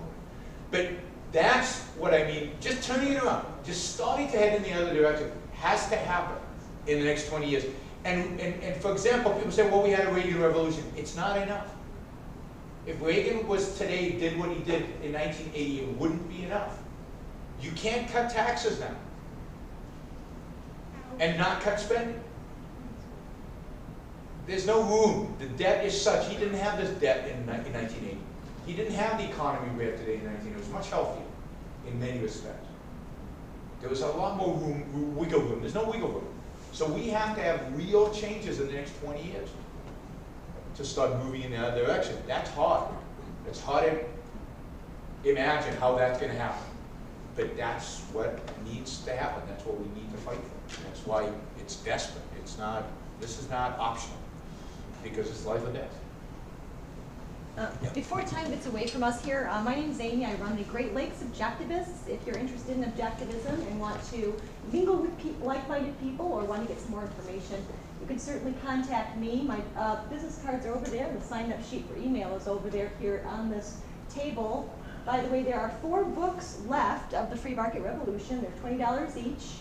So I'd like to get them all sold tonight if possible. And you're, of course, welcome to some more coffee and snacks over there, so you can certainly take some home with you. I don't want to take them home myself, so if you could help me out with it, that would be great. And also, my question to you real quick is, I talked with Molly at ARI, and she mentioned a new program in reaching out to Tea Party activists. There's, I believe, a weekly, some sort of online get-together for that. Maybe you could tell us about that. Yeah, so over the last, I mean, since the Tea Parties really came into being, we've been trying to develop programs to reach out to the Tea Parties. I mean, my sense of the Tea Parties is it's an incredibly positive phenomenon. It's Americans standing up and saying enough. I think what the Tea Parties lack at this point is a philosophy, it's ideas, it's an ideology, it's what to strive towards. They know what they're against. The question is, what are you for? Right? And it's not enough to say the Constitution. What's the Constitution about? And where does it come from? And you have to understand the Declaration, what individual rights mean. And there's a whole intellectual history and a whole intellectual foundation that needs to be established there. And we hope that we can contribute to that intellectual foundation. And we're trying a bunch of different things. There's some online things that we're trying. I think with Tea Party Patriots, we're doing more speeches for the Tea Party. And this book, you know, when we wrote it, we had in our minds the Tea Party. So it's written, I think, at a language, at a level, at a level of detail that is not academic. It's not going to satisfy somebody with a degree in philosophy, or somebody with a degree in economics, or somebody who wants to see a political treatise. This is really aimed at a non-academic audience. And to provide ideas, to stimulate thought, to get more ideas out there, to beef this up. So, and we're looking at other ways to do the same thing, and we want to engage with the Tea Parties more. We want to do more talks. We want to come to Tea Party meetings. We want objectivists to get involved in the Tea Party and help lead the Tea Parties, and get involved in that debate and that discussion and that and the, you know, what is shaping the Tea Party movement, because it's still being shaped. It's still not. It has a long way to go still. I agree. I agree completely. It's almost like you'd have to start an objectivist tea party. Because honestly, the Tea Party is still. I know, but we have no choice. These are the best Americans. What's that? These are the best Americans. Oh. I know. Okay. Not all of them, but they are. I mean, this is the reality. The rest of the people are even worse. Their heart's probably in the right place. Yes. I know, and that's your job. That's our job. Yeah, in that same vein, is there anybody producing anything for small children to just read to them at night to stimulate discussion, and not have to sit think, because it's challenging, right? Sure. Try to sit through these. Sure. You know, I don't know. I mean, there's certainly objectivist schools now that go from pre-kindergarten all the way through 8th grade. There are actually 2 in Orange County, California, that compete with one another. I think there are others in other places around the country. They're working on developing curriculum. I know one of the schools has an ambition to branch out across the country and open up schools all over the country. Now, but is somebody writing literature for kids? I mean, I wish they would, because I agree with you completely, because I remember when my kids were little, finding good books, because most of the books are garbage. I mean, they're evil stuff about how we destroy the planet, and I mean, and finding something with just cognitive something, or heroes, or, you know, I used to go dig for 19th century books, you know, as the stories, but it's hard. Bill Bennett's books. What's that? Yeah, something that conveys those, you know, the principles of the music. Yeah, and at the level of a kid, which is hard. Yeah. Yeah, if I could recommend something, there's a blog called Rational Jen, Jenn. That's the blog site of Jen Casey. She actually runs an objectivist group down in Atlanta, Georgia. She's an excellent resource. She homeschools her children, and so if you look her up, Rational Jen, you can certainly find more information. Thank you. Yeah. For, I don't know, 5 years now, I've always heard that the Federal Reserve is actually a private company run by a bunch of bankers. And I wanted to know, because I keep hearing that, and it does seem kind of convincing. What are your thoughts? Yeah, you're hanging out with Ron Paul people. No, this stuff I read, I heard that like the Wizard of Oz is actually like a metaphor. Yeah, look, the Federal Reserve is a state organization. It is government, and you know this how. Well, who appoints the chairman? Who appoints the boss? Citibank. Who appointed Alan Greenspan? Who appoints Bernanke? Well, I mean, the president does. Who can get rid of them? Who can impeach them? Literally, you can impeach, and Congress can. Congress can impeach the chairman. Who appoints the governors to the Federal Reserve? Politicians do. Government does. Who does the Federal Reserve have to report to twice a year and sit in front of Congress? Congress, right? They have to give a statement, and if they don't do a good job, they can be fired. So the Federal Reserve, now, another aspect of this, where do the profits go? The Federal Reserve makes a lot of money. I don't know if you know this, but they make a lot of money. Where does the money go? Shareholders. No, it doesn't. Really? It doesn't go to shareholders. You're going to tell me Where does it go? We return it to the Treasury. It's either returned to the Treasury or burnt. I mean, if it was privately owned, why wouldn't the banks, those evil bankers who control the world, why wouldn't they get the money? But they don't. The money doesn't flow to the banks. If you look at the profit statement of the bank, there's no money from the Federal Reserve, shares in the Federal Reserve. It doesn't flow there. The money does flow through to the banks and other financial institutions in other ways. In other ways. Low interest rates. Yes. No. That's a completely different issue. We're talking about ownership. Very destructive. I agree with you completely. We don't disagree about Austrian economics and the impact that the Fed printing money has and the benefit it provides banks. Banks benefit from it. That has nothing to do with the ownership of the Fed. The Fed is owned by the government. The profits of the Fed are not transferred to its so-called shareholders, the big banks. Big banks benefit from the Fed in other ways, but not in the, not in that. It is a completely, the government could shut it down tomorrow. It would take an act of Congress, but they could shut it down tomorrow. It's completely owned by the federal government. Okay, now there's your difference between What? socialism Who and said no it isn't? fascism. Who's it owned by? Iran. It's a private central bank. Then why doesn't the profit flow to private individuals? It doesn't. It doesn't. You find me the balance sheet that shows that the money goes to any private individual. What was Greenspan's salary? Well, wait, first of all, there has never been a full and complete audit. Yeah. Oh, come on. How do you We know? know where the money is. Yeah, over at HSBC and all over the world. It's being lent out, but the money flows back to the Fed, and the money does not go elsewhere. There might not be an audit of the Federal Reserve, but certainly Citibank is being audited. We know where every dime comes to Citibank. None of it comes from the Federal Reserve other than by those mechanisms, but that we all know about. I mean, this is complete nonsense, guys. It really is. Now, yes, legally it's a chartered thing, and the banks legally, but it's meaningless. This is a government entity. It's like, who owns Freddie and Fannie? The shareholders? That's a GSE. Yeah, but it's owned by the government. It's a government what? Yes. The Fed is more than a government-sponsored entity because at Freddie and Fannie, when they made money, it flowed to shareholders.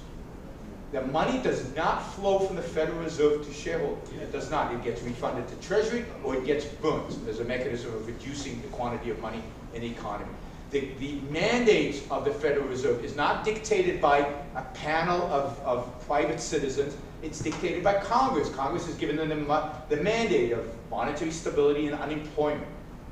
It's just not a private entity. The Fed burned 12 million bills in Detroit today. They burn it every day. They burn it at the rate of 12. There's no profit. It doesn't. Now, this is the big thing. Alan Greenspan, how much money did Alan Greenspan make? You're talking about, right. How much money did Alan Greenspan make? When you're talking about money being destroyed, you're talking about physical money being destroyed. If nobody went into a computer today and wiped out a whole bunch of digits. They do that every day. Of course they do. They just, now, if they would want to, the day will come when they want to shrink the amount of money in the economy. Right now they're expanding. Right. They will literally go into the computer and eliminate the digits. Of course they do. From where? From their own account. Look, this is another. No, this is simple finance. Look, how does the Fed shrink the money supply? Right? What they do is they sell the bonds that they're holding right now. When they sell the bond, money comes in. It either comes in as digits or as paper money. If it's digits, they press delete, and it's gone. If it's paper money, they burn it. That is exactly how the Fed functions, guys. If they sell a bond, don't they get money to give to the federal government to keep operating? No, that's bond? That's when they buy the bond. That's when they buy the bond. So what happens is, it's a very complicated mechanism, partially to benefit the banks. They don't buy the bond. The Federal Reserve simply produces pieces of paper, trades them for other uses pieces of paper. It's simply a mechanism for extending the government control. Absolutely. It's exactly what you said. It's a complete government mechanism. Nobody private is benefiting from this except the banks who get the transaction costs when the Fed enters the market to buy and sell bonds. It's the banks who touch the money first and therefore have a huge benefit from that. But that's the only way in which they benefit from it. Shareholders of the Federal Reserve don't get a dime. They don't. That is just reality. And again, I ask you, how much did Alan Greenspan make as CEO of the largest bank in the world? Nothing. I don't know. $300,000, $500,000. How much does the CEO of Citibank get? If the Federal Reserve was a private bank, Alan Greenspan would have made a nice bonus and a huge amounts of money. He didn't, because it's a government agency. He gets paid on a government scale. All the people at the Federal Reserve get government salaries. They don't get Citibank salaries. Citibank's a bad example, but Goldman Sachs salaries. Well, if that's the case, can I put my money on deposit at the Federal Reserve and get 3% interest? No, the Federal Reserve is not getting even 3% interest to anybody. The Federal Reserve gives 0.5% interest. Right now it's giving 0.5% interest only to banks. And the reason it does it only to banks is because the government told it to do only for banks. If the government told the Federal Reserve to take your money, they would. But they're not allowed to. They're only allowed, they're a lender of last resort to the banks. And right now they have between $1.5 trillion and $2 trillion on reserve from the banks that they pay them. Actually, it's 0.25% interest on those reserves right now. But this is a completely created instrument of government in order to manipulate the money supply for government purposes, basically to monetize the debt, to allow government to grow, and to tax all of us in a way that we don't know. Because as products go up in price, that's just a tax on all of us. It lowers the standard of living. That's government policy. There's not some cabal, private cabal trying to manipulate all this. This is George Bush, and it's not Bush, it's Congress, it's Republicans, it's Democrats. This has been going on since 1914, 13 and 14. That's it. It's very simple. It's not, there's no conspiracy. Yes, let's go on. It's a different subject. Yes. They're just stupid people. Who? Oops. Why do they say it? Because conspiracies are If you were interesting. conspiracy, it'd be easier to get rid of. I could not a point to them conspiracy. and say, here they are. Very simple. Okay, given Obama's philosophical premises, and you were sort of comparing him to Khmer Rouge a little bit there. If he gets elected again, and he can do what he wants now, like he said to that Russian guy, Yeah. what do you predict? What is America going to look like in the next couple of years if he becomes president? I mean, for us objectivists too, with the big listening device thing that they're building in Utah and all this kind of stuff. So I run a 501c3, so I'm not allowed to say anything about politics, but my personal view is, I mean, he's a disaster. Now, what exactly does that lead to and how it plays out, I don't know. I don't know about the listening device. All I know is he's writing executive orders and bypassing Congress. Congress doesn't even complain because the Republicans like it when their president writes executive orders, so they don't want to challenge the Democrats. So they let him get away with it. The EPA will be out of control. You will destroy the coal industry, which will raise our electricity prices dramatically. I mean, there's so many ways which this could go. None of them good. And then, of course, it depends what Republicans in Congress do. Are they going to stay principled and stand up to him and gridlock? Are they going to cave? If they cave, on what? How? When? All you can predict about the future in these things is that it's bad. I mean, that's why, you know, I love Peter Schiff, but when he says this is what's going to happen, I mean, it's not. You don't know what's going to happen. I mean, all we know is that, you know, nothing good can come of Obama being elected. And really bad stuff can come. Because he has an authoritarian streak.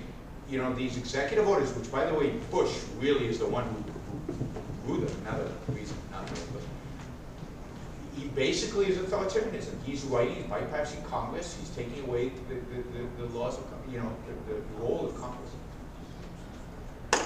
I think we're done. Thanks, guys.